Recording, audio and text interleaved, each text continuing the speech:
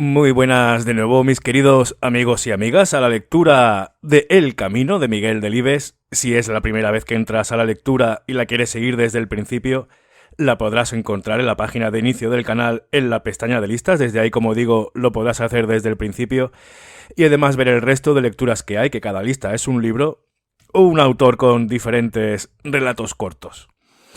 Y nosotros vamos a seguir con la lectura, estamos en el capítulo 2, aunque también no lo comenté en el primer vídeo, hay que tener en cuenta, para quien no lo sepa, que esto está inspirado en la España rural, en un pueblecito de la España de los años entre 40 y 50, después de la Guerra Civil, así que fue una época bastante mala, con muchas penurias, ¿no? Mucha hambre, frío, etcétera. Además, recordad también que en esa época, justo cuando terminó la Guerra Civil, empezó en Europa la guerra mundial, así que tampoco es que pudiera llegar mucha ayuda del resto. Y nada, vamos a seguir, a ver qué pasa. Capítulo 2. Ahora, Daniel, el mochuelo, ya sabía lo que era tener el vientre seco y lo que era un aborto. Pensó en Roque, el moñigo. Quizás si no hubiera conocido a Roque, el moñigo, seguiría a estas alturas sin saber lo que era un vientre seco y lo que era un aborto. Pero Roque, el moñigo, sabía mucho de todo eso. Su madre le decía que no se juntase con Roque, porque el moñigo se había criado sin madre y sabía muchas perrerías.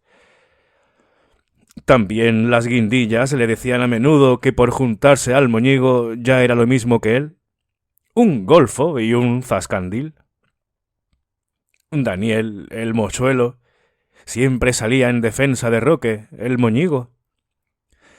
La gente del pueblo no le comprendía o no quería comprenderle. Que Roque supiera mucho de eso no significaba que fuera un golfo y un zascandil. El que fuese fuerte como un toro y como su padre, el herrero, no quería decir que fuera un malvado. El que su padre, el herrero, tuviese siempre junto a la fragua una bota de vino y la levantase de cuando en cuando, no equivalía a ser un borracho empedernido. Ni podía afirmarse, en buena ley, que Roque, el moñigo, fuese un golfante como su padre, porque ya se sabía que de tal palo tal astilla. Todo esto constituía una sarta de infamias, y Daniel, el mochuelo, lo sabía de sobra porque conocía como nadie al moñigo y a su padre. De que la mujer de Paco, el herrero, falleciera al dar a luz al moñigo, nadie tenía la culpa. Ni tampoco tenía la culpa nadie de la falta de capacidad educadora de su hermana Sara, demasiado brusca y rectilínea para ser mujer. La Sara llevó el peso de la casa desde la muerte de su madre. Tenía el pelo rojo e híspido y era corpulenta y maciza como el padre y el hermano. A veces, Daniel, el mochuelo, imaginaba que el fin de la madre de Roque, el moñigo, sobrevino por no tener aquella el pelo rojo. El pelo rojo podía ser, en efecto, un motivo de longevidad o, por lo menos, una especie de amuleto protector. Fuera por una causa o por otra, lo cierto es que la madre del moñigo falleció al nacer él y que su hermana Sara, 13 años mayor, le trató desde entonces como si fuera un asesino sin enmienda.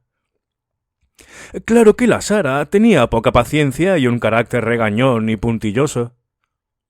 Daniel, el mochuelo, le había conocido corriendo tras de su hermano escalera abajo, desmelenada y torva, gritando desaforadamente: «¡Animal! ¡Más que animal! ¡Que ya antes de nacer eras un animal!». Luego la oyó repetir este estribillo centenares y hasta millares de veces. Pero a Roque, el moñigo, le traía aquello sin cuidado. Seguramente lo que más exacerbó y agrió el carácter de la Sara fue el rotundo fracaso de su sistema educativo. Desde muy niño, el moñigo fue refractorio al coco, al hombre del saco y al tío Camuñas. Sin duda fue su solidez física la que le inspiró este olímpico desprecio hacia todo lo que no fueran hombres reales, con huesos, músculos y sangre bajo la piel. Lo cierto es que cuando la Sara amenazaba a su hermano, diciéndole «Que viene el coco, Roque, no hagas tal cosa», el moñigo sonreía maliciosamente, como desafiándole. «Ale, que venga, le aguardo». Entonces el moñigo apenas tenía 3 años y aún no hablaba nada. A la Sara la llevaban los demonios al constatar el choque inútil de su amenaza con la indiferencia burlona del pequeño. Poco a poco, el moñigo fue creciendo y su hermana Sara apeló a otros procedimientos.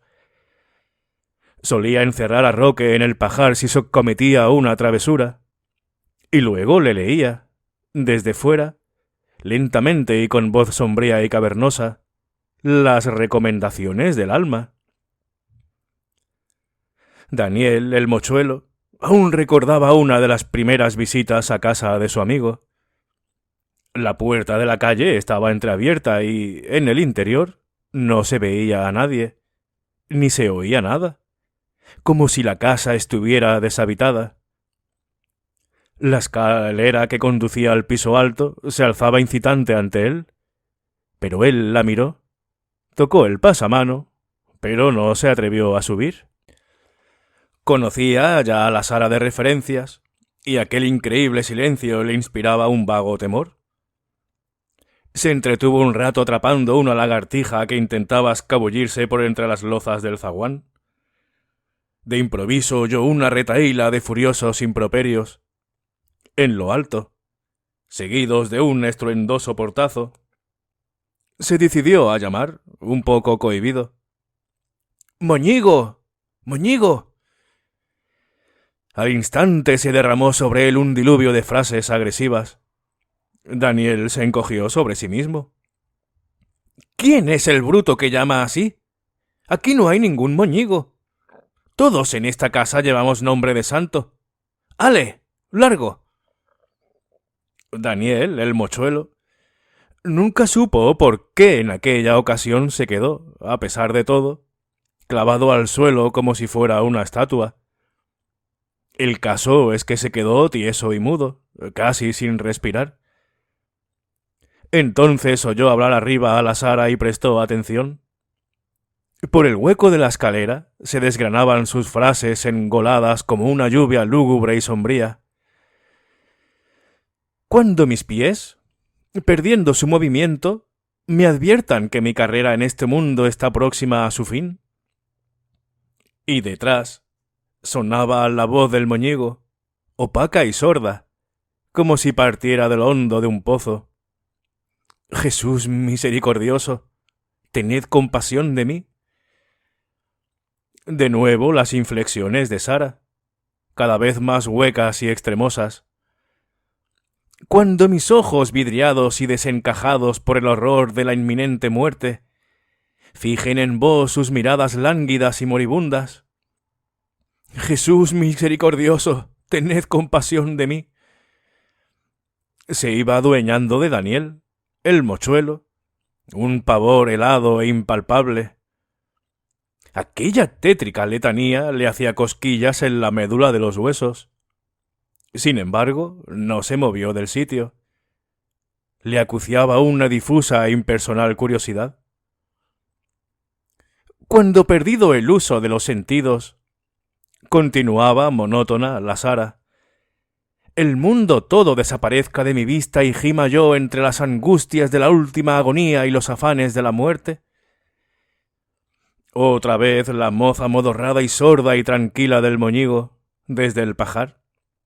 «Jesús misericordioso, tened compasión de mí». Al concluir Sara su correctivo verbal, se hizo impaciente la voz de Roque. «¿Has terminado?» «Sí», dijo Sara. «Ale, abre». La interrogación siguiente de la Sara envolvía un despacho mal reprimido. «¿Escarmentaste?» «No». «Entonces no abro». «Abre o echo la puerta abajo». ¿El castigo ya se terminó? Y Sara le abrió a su pesar. El moñigo le dijo al pasar a su lado: ¿Me metiste menos miedo que otros días, Sara? La hermana perdía los estribos, furiosa. ¡Calla, cerdo! Un día te voy a partir los hocicos o yo no sé lo que te voy a hacer. Eso no. No me toques, Sara. Aún no ha nacido quien me ponga la mano encima. Ya lo sabes, dijo el moñigo. Daniel, el mochuelo, esperó oír el estampido del sopapo, pero la Sara debió pensarlo mejor y el estampido previsto no se produjo. Oyó Daniel, en cambio, las pisadas firmes de su amigo al descender los peldaños, y acuciado por un pudoroso instinto de discreción, salió por la puerta entornada y le esperó en la calle. Ya a su lado, el moñigo dijo: ¿Oíste a la Sara? Daniel, el mochuelo, no se atrevió a mentir. La oí, dijo. Te habrás fijado que es una maldita pamplinera. A mí me metió miedo, la verdad, contestó, aturdido, el mochuelo. No hagas caso. Todo eso de los ojos vidriados y los pies que no se mueven son pamplinas. Mi padre dice que cuando las diñas no te enteras de nada. Movió el mochuelo, dubitativo, la cabeza. ¿Cómo lo sabe tu padre? Dijo. A Roque, el moñigo, no se le había ocurrido pensar en eso. Vaciló un momento, pero enseguida aclaró. ¿Qué sé yo? Se lo diría a mi madre al morirse. Yo no me puedo acordar de eso.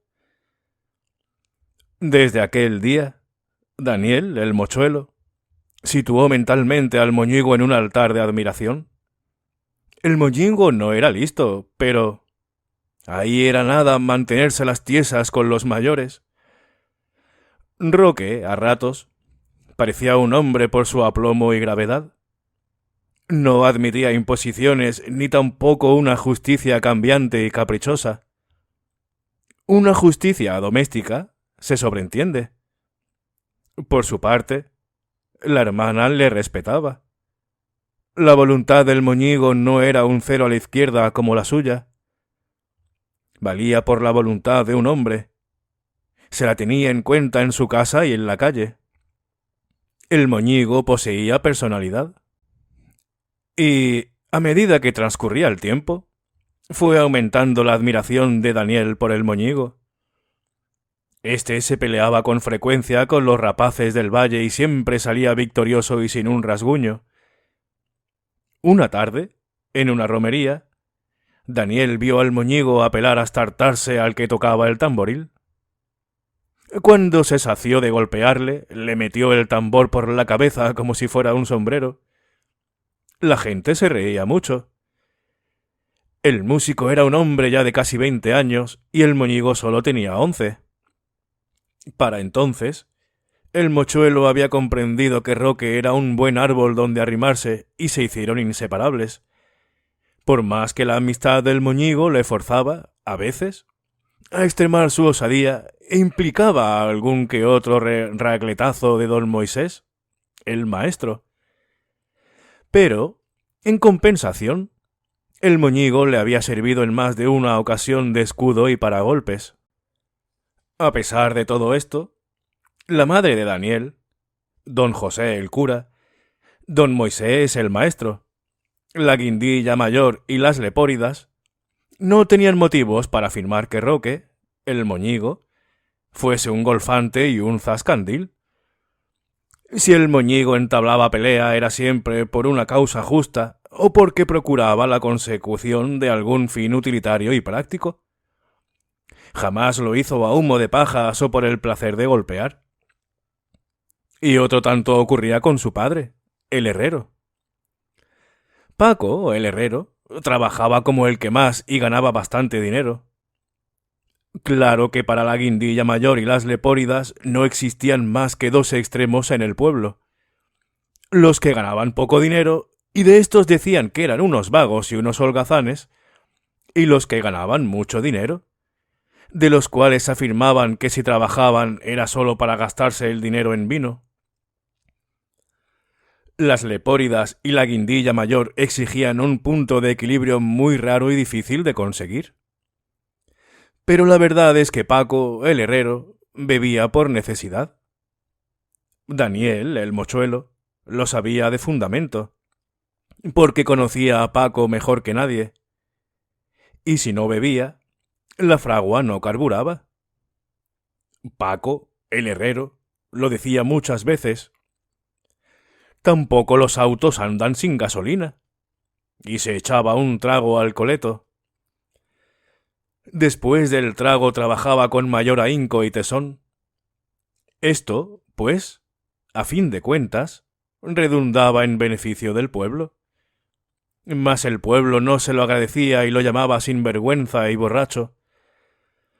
Menos mal que el herrero tenía correa, como su hijo, y aquellos insultos no le lastimaban. Daniel, el mochuelo, pensaba que el día que Paco, el herrero, se irritase no quedaría en el pueblo piedra sobre piedra. Lo arrasaría todo como un ciclón. No era tampoco cosa de echar en cara al herrero el que piropease a las mozas que cruzaban ante la fragua y las invitase a sentarse un rato con él a charlar y a echar un trago. En realidad, era viudo y estaba aún en edad de merecer. Además, su exuberancia física era un buen incentivo para las mujeres. A fin de cuentas, don Antonio, el marqués, se había casado 3 veces y no por ello la gente dejaba de llamarle don Antonio y seguía quitándose la boina al cruzarse con él, para saludarle. Y continuaba siendo el marqués. Después de todo, si Paco, el herrero, no se casaba, lo hacía por no dar madrastra a sus hijos y no por tener más dinero disponible para vino, como malévolamente insinuaban la guindilla mayor y las lepóridas. Los domingos y días festivos, Paco, el herrero, se emborrachaba en la casa del Chano hasta la incoherencia. Al menos eso decían la guindilla mayor y las lepóridas. Mas si lo hacía así, sus razones tendría el herrero. Y una de ellas, y no desdeñable, era la de olvidarse de los últimos 6 días de trabajo y de la inminencia de otros 6 en las que tampoco descansaría. La vida era así de exigente y despiadada con los hombres. A veces, Paco, cuyo temperamento se exaltaba con el alcohol, armaba en la taberna del Chano trifulcas considerables. Esto sí, jamás tiraba de navaja aunque sus adversarios lo hicieran. A pesar de ello, las lepóridas y la guindilla mayor decían de él, que peleaba siempre a pecho descubierto y con la mayor nobleza concebible, que era un asqueroso matón. En realidad, lo que mortificaba a la guindilla mayor, las lepóridas, al maestro, a la ama de don Antonio, a la madre de Daniel, el mochuelo, y a don José, el cura, eran los músculos abultados del herrero, su personalidad irreductible, su hegemonía física. Si Paco y su hijo hubieran sido unos fifireches al pueblo, no le importaría que fuesen borrachos o camorristas. En cualquier momento podrían tumbarles de un sopapo. Ante aquella inaudita corpulencia, la cosa cambiaba. Habían de conformarse con ponerles verdes por la espalda. Bien decía Andrés, el zapatero, cuando a las gentes les faltan músculos en los brazos, les sobran en la lengua. Don José, el cura, que era un gran santo, a pesar de censurar abiertamente a Paco, el herrero, sus excesos, sentía hacia él una secreta simpatía. Por mucho que tronase, no podría olvidar nunca el día de la Virgen, aquel año en que Tomás se puso muy enfermo y no pudo llevar las andas de la imagen. Julián, otro de los habituales portadores de las andas, tuvo que salir del lugar en viaje urgente. La cosa se ponía fea. No surgían sustitutos. Don José, el cura, pensó, incluso, en suspender la procesión. Fue entonces cuando se presentó, humildemente, en la iglesia a Paco, el herrero. Señor cura, si usted quiere, yo puedo pasear la Virgen por el pueblo. Pero ha de ser a condición de que me dejen a mí solo, dijo. Don José sonrió maliciosamente al herrero. Hijo, agradezco tu voluntad y no dudo de tus fuerzas, pero la imagen pesa más de 200 kilos, dijo. Paco, el herrero, bajó los ojos, un poco avergonzado de su enorme fortaleza. ¿Podría llevar encima 100 kilos más, señor cura? ¿No sería la primera vez? Insistió. Y la Virgen recorrió el pueblo sobre los fornidos hombros de Paco, el herrero, a paso lento y haciendo 4 paradas. En la plaza, ante el ayuntamiento, frente a teléfonos y, de regreso, en el atrio de la iglesia, donde se entonó, como era costumbre, un salve popular. Al concluir la procesión, los chiquillos rodearon admirados a Paco, el herrero, y éste, esbozando una sonrisa pueril, les obligaba a palparle la camisa en el pecho, en la espalda, en los sobacos. «Tentad, tentad», les decía. «No estoy sudado. No he sudado ni tampoco una gota». La Mindilla Mayor y las Lepóridas censuraron a don José, el cura, que hubiese autorizado a poner la imagen de la Virgen sobre los hombros más pescadores del pueblo, y juzgaron el acto meritorio de Paco, el herrero, como una ostentación evidentemente pecaminosa. Pero Daniel, el mochuelo, estaba en lo cierto. Lo que no podía perdonársele a Paco, el herrero, era su complexión y ser el hombre más vigoroso del valle, de todo el valle. Bien, aquí hemos terminado este segundo capítulo de estas correrías en el pueblo este, que se supone que es por Valladolid, un pueblecillo de Valladolid que parece ser que Miguel Delibes veraneaba allí de vez en cuando, por lo que me he podido informar. Y bueno, espero que os esté gustando. Muchísimas gracias por vuestra compañía, un fuerte abrazo y hasta la siguiente lectura. Hasta luego.